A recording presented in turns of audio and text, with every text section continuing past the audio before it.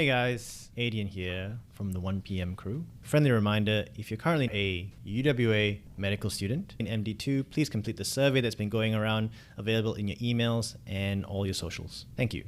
Welcome to the 1PM show. Today we've got a new presenter. Do you want to introduce yourself? Hello everybody, this is Josh, back again and in the driving seat today, which is quite nice. Yeah. And we've got two other guests joining us today. Do you want to say hello, guys? So I'm Jay. It's my second episode. Quite excited to be here. And I'm Yin, MD3. Nice to be here. Beautiful. And the topic of today is sepsis. So to kick things off, I thought we'd just start by going over the definitions of sepsis, of septicemia. So does anyone want to have a go at defining sepsis? Is it a life-threatening reaction to bacterial infection? Close, yes. So... I've got one. Oh yeah, go on. Bugs Jason. and blood. Bugs and blood. Making the body not good. Great. Fantastic. That was a nice try. Yeah. But there's actually just recently been a new definition of sepsis that has been defined in some guidelines called the Sepsis 3 guidelines. And that definition is that sepsis is a life-threatening condition characterized by signs and symptoms of organ dysfunction caused by a dysregulated immune response to infection. So throwing it back to you, Jason, does that necessarily mean we have bugs in blood, do you think? Well, I guess not now. I thought Yes. Yeah. So that's a good distinction to make, is the difference between sepsis and bacteremia. And that's something that when I kind of think back on my revision, something that I can get confused about. Just to clarify, you can have sepsis without bacteria in your blood. Exactly.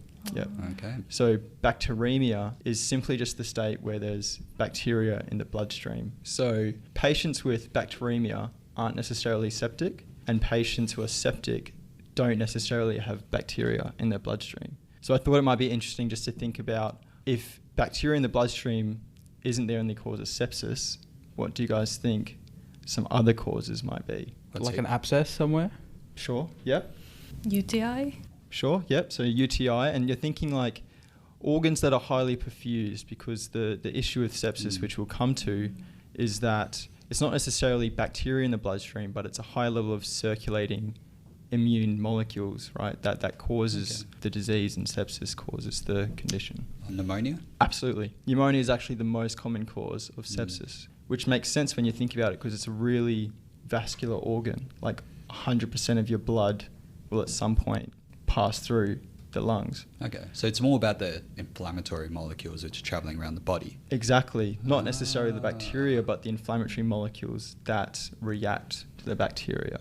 So pneumonia is one. We've talked about abscess. We've talked about urinary tract infections. So ordinarily we'd think more pyelonephritis, because that's higher up, and that's usually a more severe infection.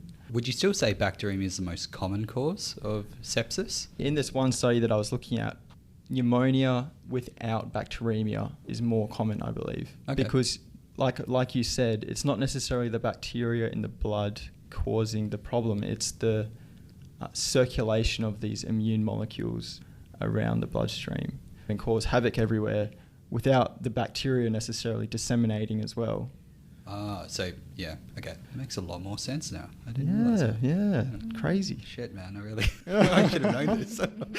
So just going back over, so the 5 most common sources of infection and sepsis are pulmonary, so pneumonia, intra-abdominal sources, so there'd be things like diverticulitis, cholecystitis, cholangitis, blood, so bacteremia, skin, cellulitis and abscesses, and urinary, like pyelonephritis. So considering that sepsis really starts with infection, let's try and think about what risk factors there might be for sepsis. Gonna go for the big one here. Immunocompromised.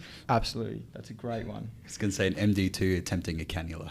Yes, 100%. Story of my life. Yeah. So you're right, improper cannulation. That's breaking the skin barrier. But what else might? Make sure you do your online modules for that, hey? Absolutely. And not just the click. Next. Yeah, you better take the full 45 minutes. Yeah.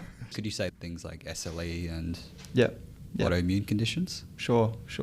Because often when you have those autoimmune conditions, what are you given? Steroids. So yeah, long-term steroid use, that's a risk factor.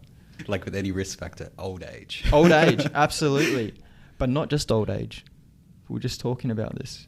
Kids? Yes, that's right. So interestingly, from my time in peds, something that I remember very fondly is we had... Something I remember very clearly from my time in pediatrics was we had a febrile 9-month-year-old, and my registrar asked me, Josh, like, what are your top 3 differentials for this kid? I don't know. I said something like pneumonia, appendicitis, gastro or something, and he's like, nah, mate. Your top 3 differentials are sepsis, and sepsis for any febrile. But that's just one difference. Yeah, well, I remember it now, don't I? Yeah. Don't miss sepsis. Like intubation, ventilation sort of thing? Surely, yeah, because that's like an invasive foreign body that can be a site for infection, right? So I'm a massive fan of acronyms. Massive. Whoa. A massive, huge fan. And here at 1PM, we like to keep things quite basic. So I've actually got an acronym for the risk factors of sepsis, and that is BASIC. So B stands for burns and birth, because instrumentation and retained products that can increase your likelihood of developing infection. A stands for age, less than 2, over 65. S for surgery.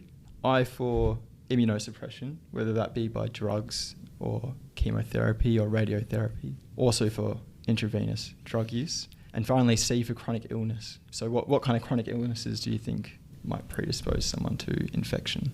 Liver failure, renal failure. Absolutely. Yep. All your failures, pretty much. So yeah, well done, guys. I just briefly wanted to touch on the pathophysiology of sepsis and go over disgustingly the immunology associated with sepsis, because it actually really helps when you start to think about the clinical features. We're going to focus mainly on the innate immune system. So cast your mind back the 3-4 years. So obviously the first step when it comes to the pathophysiology of sepsis is infection. So the host is infected by a pathogen. Second step is the pathogen is recognized by sensory white blood cells. And that can be things like macrophages, neutrophils, mast cells, dendritic cells. And the third step is that these sensory white blood cells are activated. Can anyone remember anything about what they might do when they're activated? They release, I don't know which chemicals are cytokines. Absolutely, but they would, yep. like, make the blood vessels leaking. Exactly so they can right. get to, from the blood vessel to the sites. That's exactly right. Okay. Perfect. Yeah. So cytokine storm. That's read my mind. Yeah. So the first thing they do, as Ian rightly said, is they call for help and they release cytokine, and that recruits more white blood cells. But then they've got all these white blood cells coming in, can't get from the blood and into the tissues. So they increase tissue accessibility. Does anyone remember what that molecule is that causes vasodilation and increased tissue permeability? Is it produced by an inflammasome? The molecule? Yeah. Is it prostaglandin? It rhymes with nitrous oxide. Nitrous oxide. Yes, boom. Yeah. Wow. Well done, nitrous oxide. Yeah. So far we've said cytokine release, nitrous oxide release, which causes increased tissue permeability and vasodilation. And the third thing that these activated sensory white blood cells will do is they'll begin a crude antimicrobial response. So before we recruit the adaptive immune system, where we get the CD4 and B cell and all that stuff, which I don't know about, these white blood cells release things like reactive oxygen species and enzymes that will damage the microorganism, but can also have off-target effects at the local tissues. So the fourth step after infection, recognition, activation, the fourth step, what really makes sepsis happen, is a progression from a local to a systemic immune response, where those three things that we just mentioned happen on a systemic level. So if you have systemic release of these cytokines, you're going to have systemic recruitment of white blood cells, which are then going to release more cytokines and then generate that positive feedback loop. So would you say it's an inappropriate response to the infection?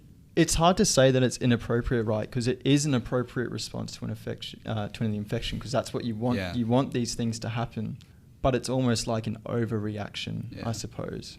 So let's say you have a systemic release of nitrous oxide where at a local level it causes vasodilation and increased permeability. What effect might that have on a systemic level, do you think? Hypovolemia.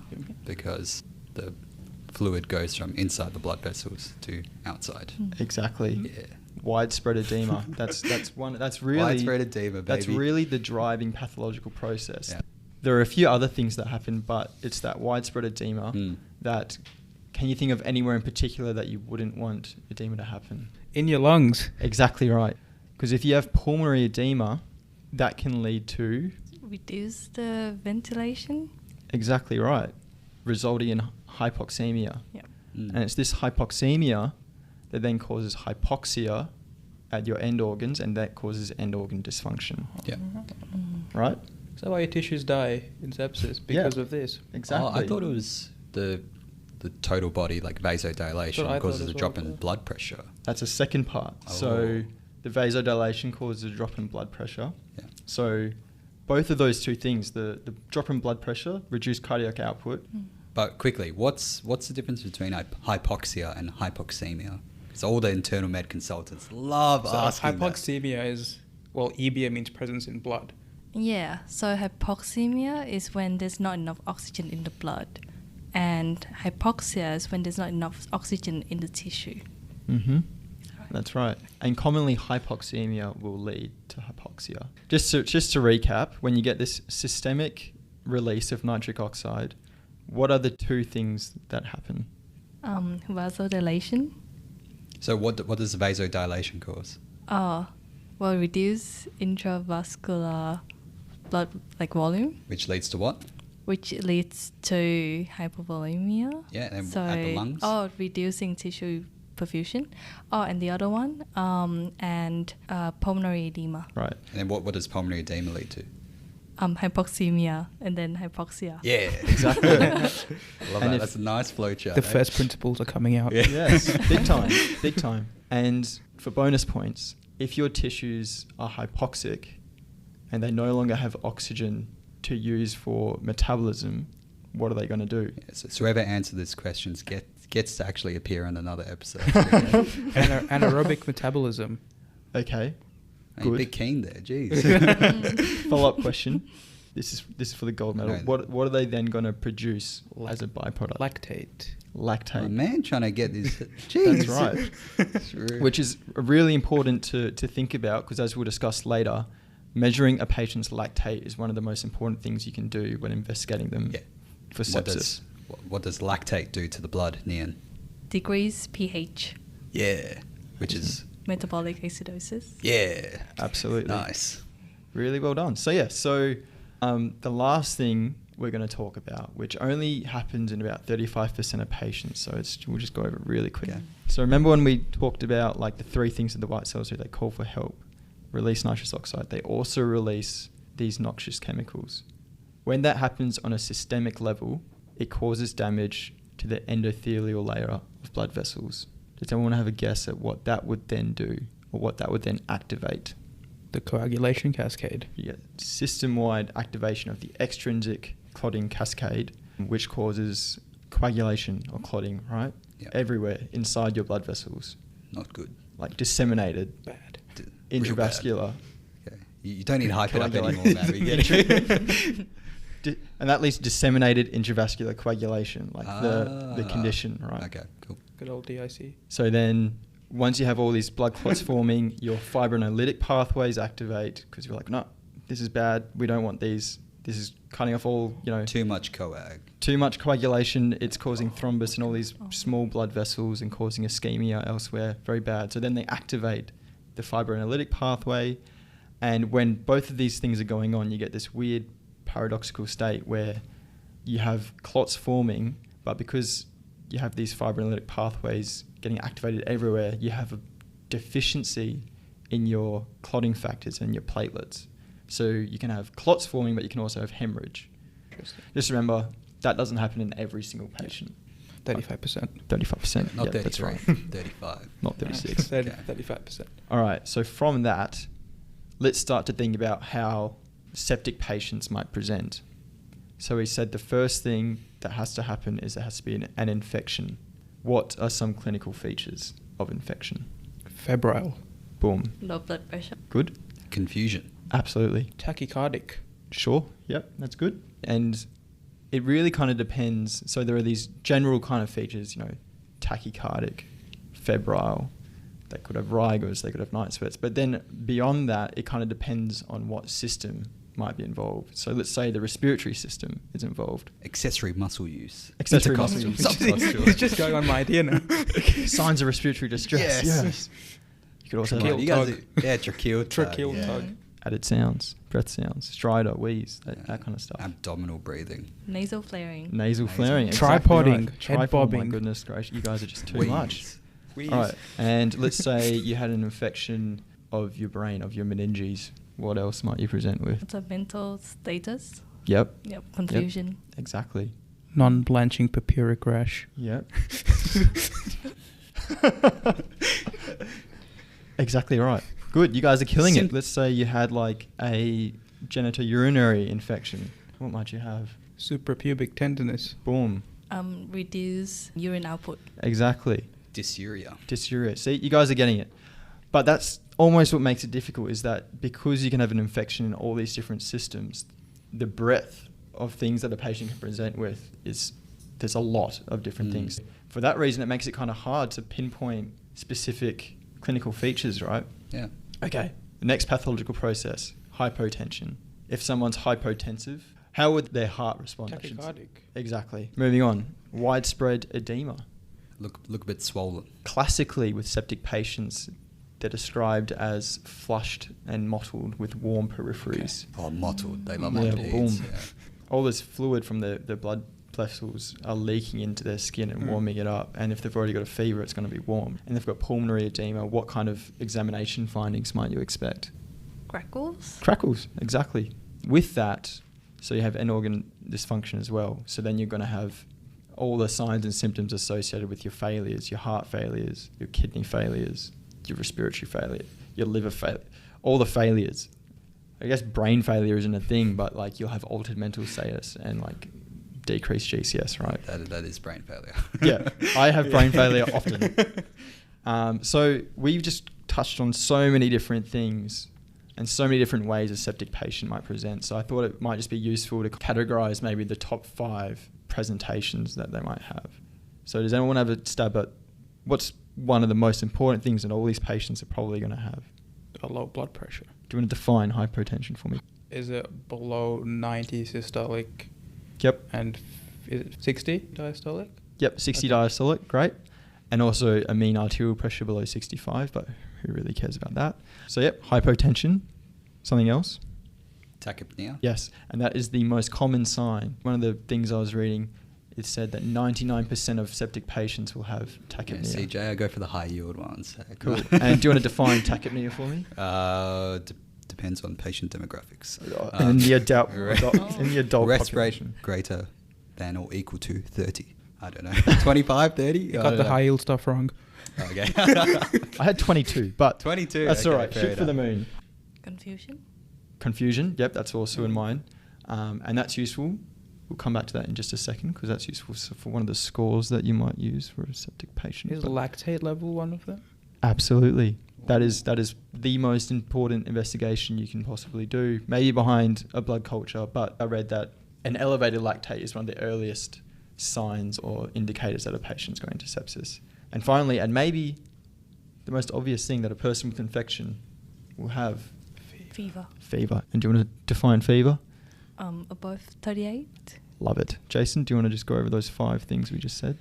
Okay, so the 5 key signs for sepsis are hypotension, Yep. tachypnea, Yep. confusion, Yep.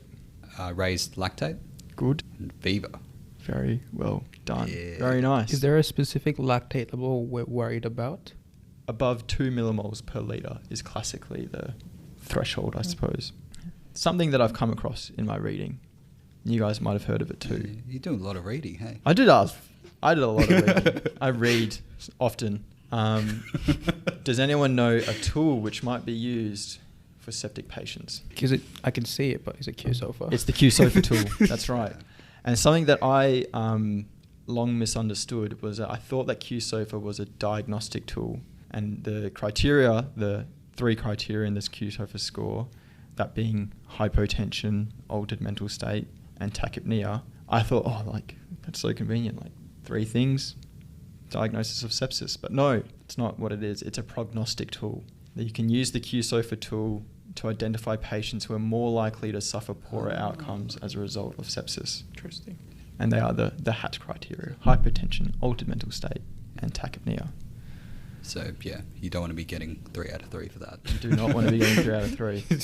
Not good. Funnily enough, actually, bit of an aside, Q stands for quick SOFA score.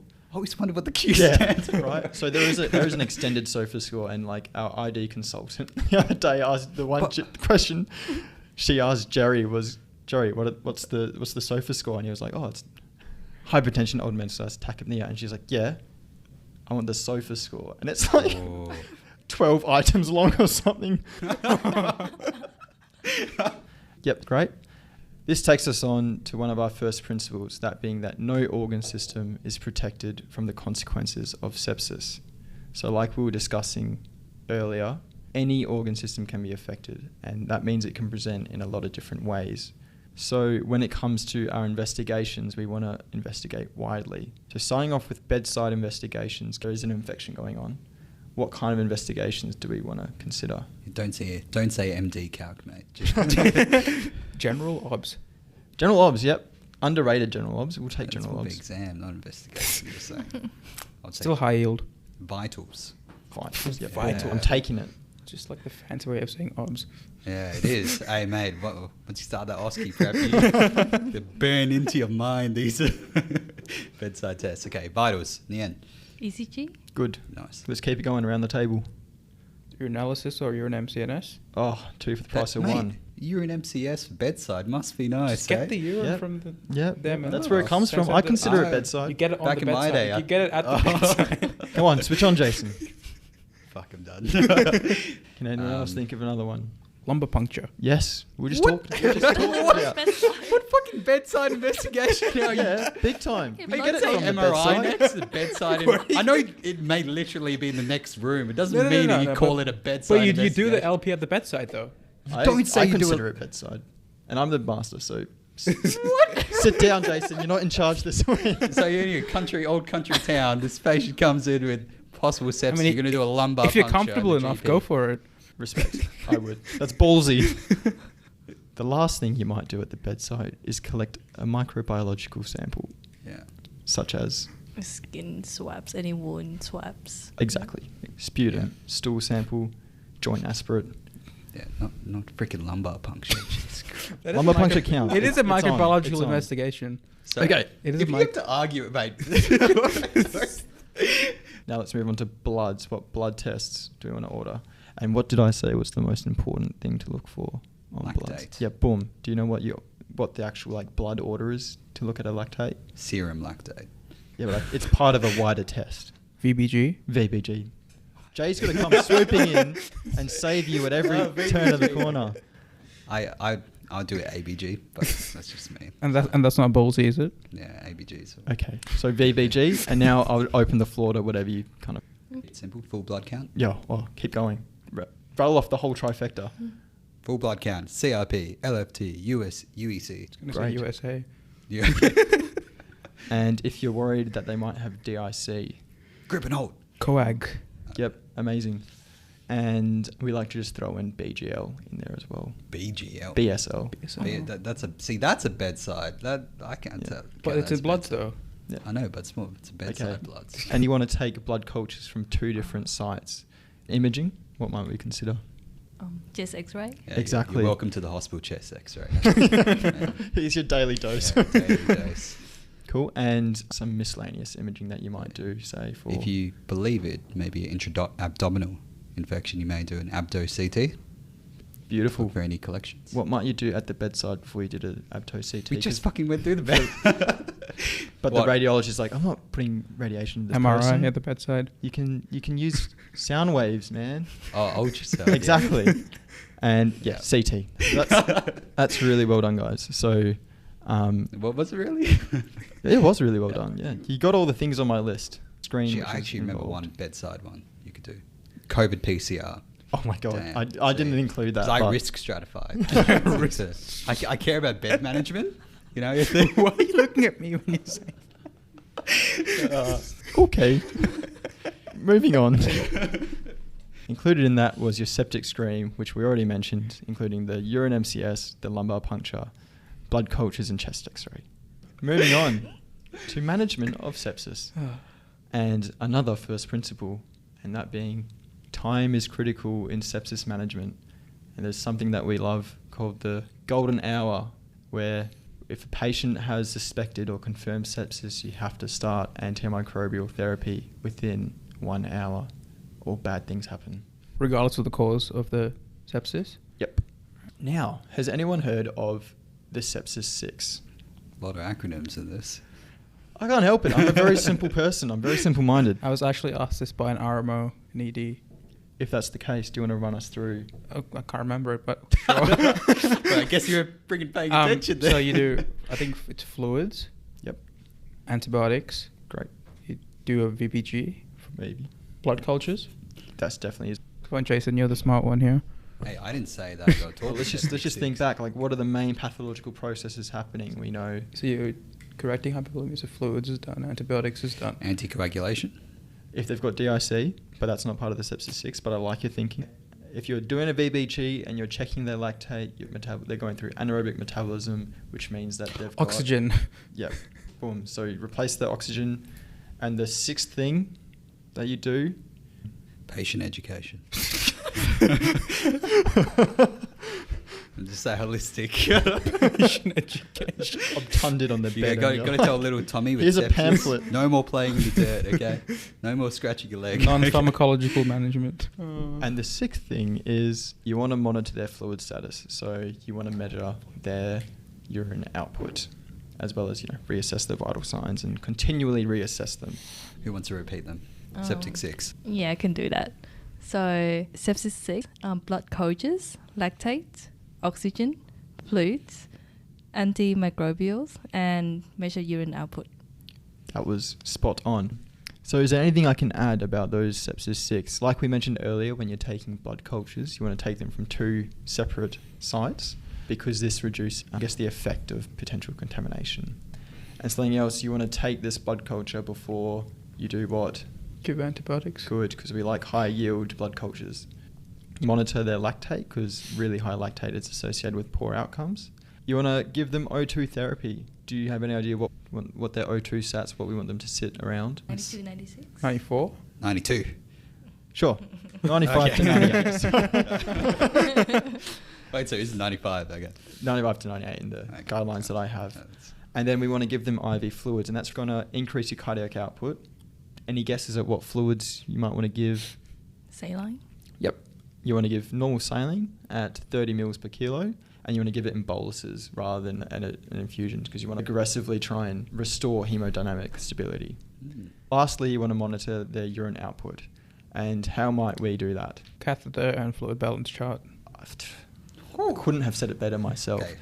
What's minimum urine output? That's my next question. 0.5 mils per kilogram per hour. Oh my God. My man. Jeez Louise. And now let's talk about antibiotics last. Going off ETG, we're looking at the guidelines for community-acquired sepsis of unknown origin, because this is the most common presentation of a septic patient.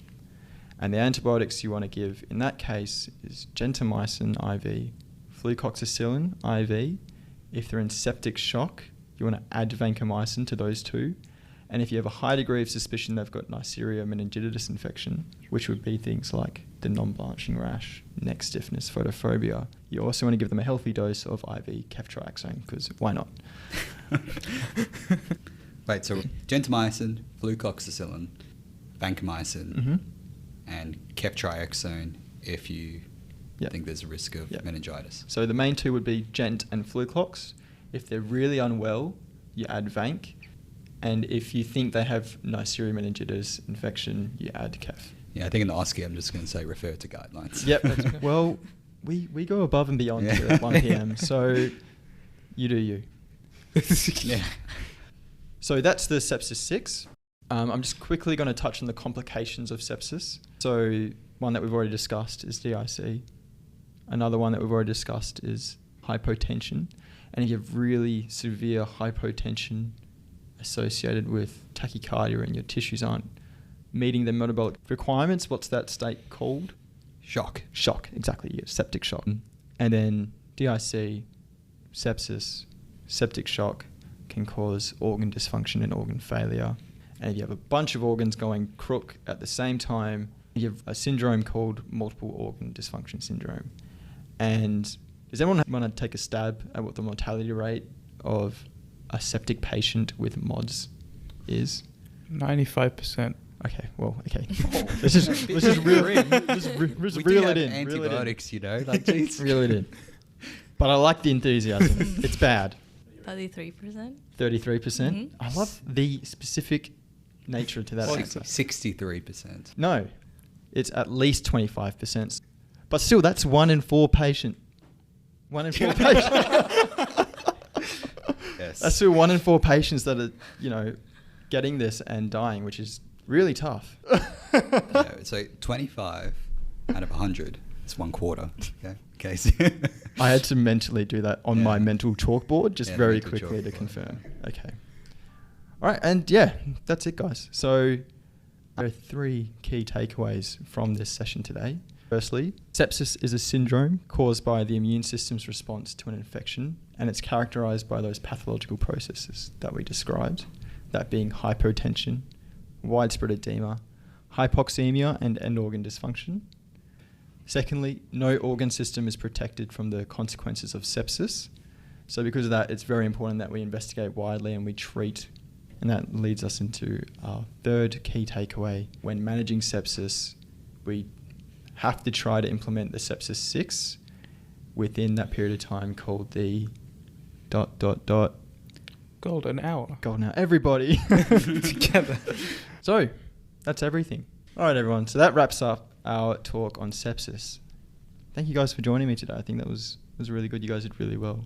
As always, you can check out more 1PM content on our streaming services and our website and socials for more information. And for all your first principles, keep it right here at 1PM.